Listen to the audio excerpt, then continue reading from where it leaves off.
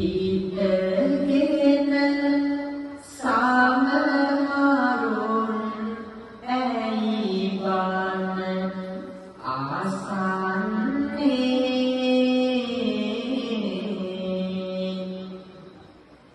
දහමට පින්වතුනි නිගාරුය සිදුවන්නේ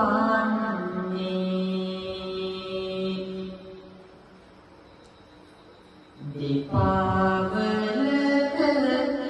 කාගෙන සැන සුම දෙන්නේ ඉඩ ඇති තැනක හැටිනම් ඔබ හිතගන්නේ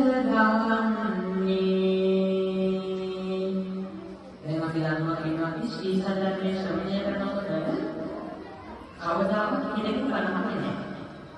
ඔය විශේෂයෙන් බෞද්ධ වශයෙන් උරුමන් තරම් වෙනානේ ඉර කියන දා බලලා ඒක තමන්ට වාසි වෙන්නේ නේද?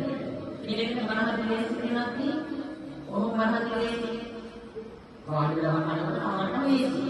එතකොට කියනවා ඉක්මනින් ධර්මය අහුවා වැටෙනවා. දැන් ඉරේට බලනකොට කකුලේ කකුලක් වෙනවා හිතගෙන ආවා.